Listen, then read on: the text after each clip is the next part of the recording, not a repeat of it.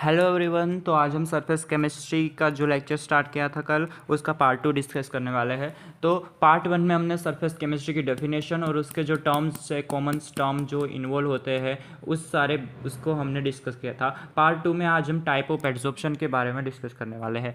Type of adsorption में जब हम बात करें तो एड्जॉर्प्शन क्या होता है, एक सरफेस फिनोमिना होती है कि सरफेस के ऊपर अकर्स होती है, उसको हम क्या कहते हैं, एड्जॉर्प्शन कहते हैं। अब यहाँ पे mainly two types of adsorption होते हैं, एक होता है फिजिसॉर्प्शन और दूसरा होता है केमिसॉर्प्शन। इसको हम इजीली इसके डिफरेंस के थ्रू पढ़ेंगे, जिस तरह से हमें पूरा क्लियर हो जाएगा। देखो, फिजिसॉर्प्शन में पहला जो पॉइंट है वो ये है कि the force of attraction between the adsorbent और adsorbate are the van der Waals type या वीक फोर्स होता है। मतलब कि इसके अंदर क्या होता है, एड्जॉर्बेंट और एड्जॉर्बेट के बीच जो फोर्स ऑफ अट्रैक्शन लगता है वो वीक होता है, लाइक वांडर वाल्स फोर्स लगता है। जैसे हमने कल पढ़ा था कि एड्जॉर्बेट क्या होता है, कि जिसकी सरफेस पे एड्जॉर्प्शन अकर होता है उसको हम क्या कहते हैं, एड्जॉर्बेट कहते हैं, और जो मोलिक्यूल्स वहाँ पे एड्जॉर्ब होते हैं उसको क्या कहते हैं, एड्जॉर्बेट कहते हैं। तो इन दोनों के बीच बिटवीन जो फोर्स ऑफ अट्रैक्शन लगता है वो वीक फोर्स लगता है, किसके अंदर, फिजिसॉर्प्शन के अंदर।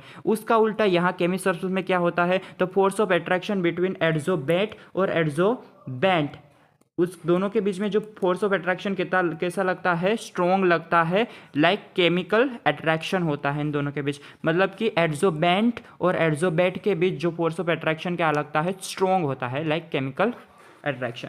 इसके बाद जो सेकंड पॉइंट है वो ये है कि जो फिजिसॉर्प्शंस है वो लो टेम्परेचर पे क्या होता है, अकर्स होता है, और जो हमारा केमिसॉर्प्शंस है वो हाई टेम्परेचर पे क्या होता है, अकर्स होता है। तो ये भी एक बहुत इंपॉर्टेंट पॉइंट था, सेकंड पॉइंट। थर्ड पॉइंट ये है कि जो हमारा फिजिसॉर्प्शन है वो है एक रिवर्सिबल प्रोसेस होती है, रिवर्सिबल इन नेचर होती है, बट जो हमारा केमिसॉर्प्शंस है वो इरिवर्सिबल इन नेचर होती है।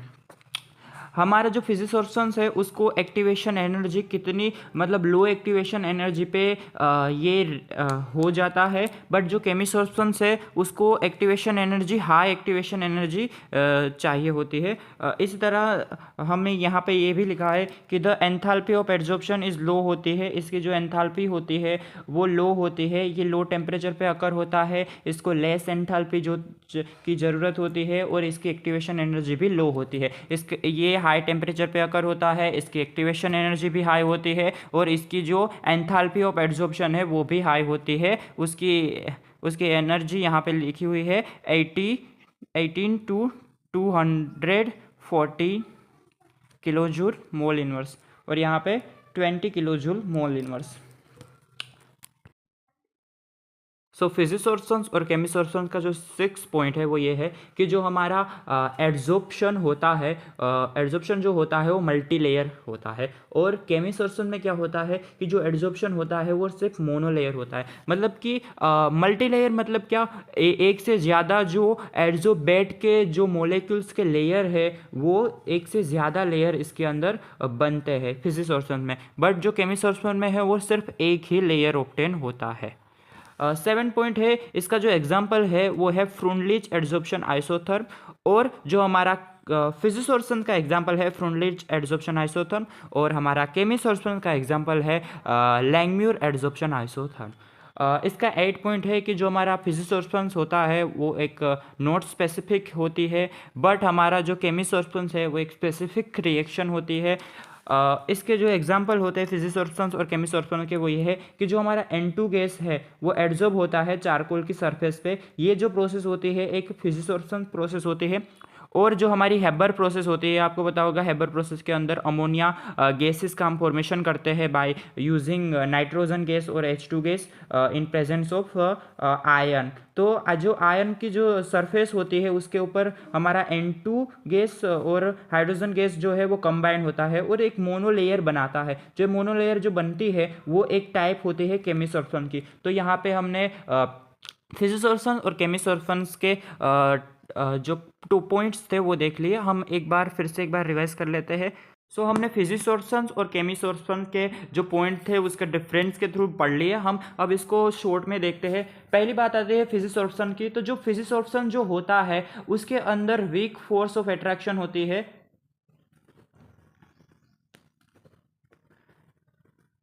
इसके अंदर वीक फोर्स ऑफ अट्रैक्शन होती है like van der Waals force.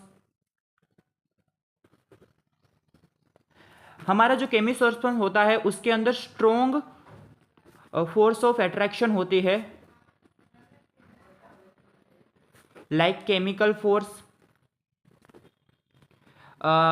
किस किस के बीच में फोर्स ऑफ अट्रैक्शन होती है, तो वो होती है हमारे एड्जोबैंट और एड्जोबैंट के बीच में क्या होता है, फोर्स ऑफ अट्रैक्शन लगती है।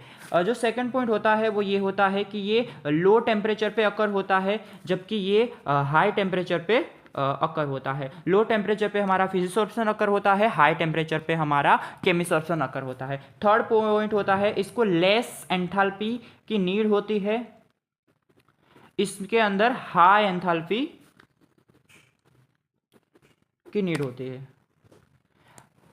हमारा फोर्थ पॉइंट है इसके अंदर, जो फोर्थ पॉइंट था कि ये नॉट स्पेसिफिक होती है, केमिसॉर्प्शन स्पेसिफिक होता है,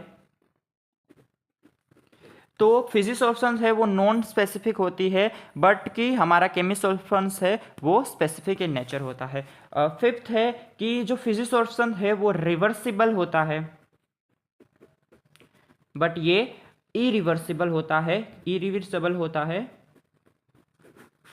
सिक्स्थ पॉइंट होता है कि जो फिजिसॉर्प्शन है वो हमारा मल्टी लेयर बनाता है, मल्टी लेयर बनाता है, और यहाँ पे सिर्फ मोनो लेयर ही बनते हैं।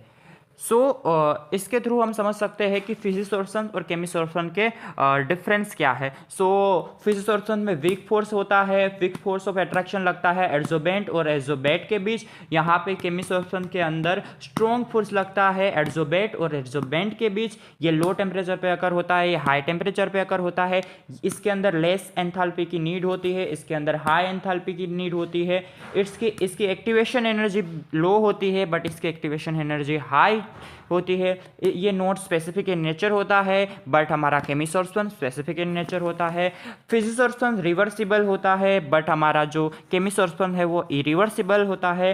फिजिसॉर्प्शन है वो मल्टी लेयर बनाता है, पर जो हमारा केमिसॉर्प्शन है वो मोनोलेयर बनाता है। इसके अंदर हम फ्रुंडलिच जो है, फ्रुंडलिच एड्जॉर्प्शन पढ़ने वाले हैं, और इसमें हम लैंगम्यूर एड्जॉर्प्शन आइसोथर्म है उसके बारे में डिस्कस करने वाले हैं। सो नेक्स्ट पार्ट में हम फ्रुंडलिच और लैंगम्यूर के बारे में डिटेल में डिस्कस करेंगे। Thank you so much for watching.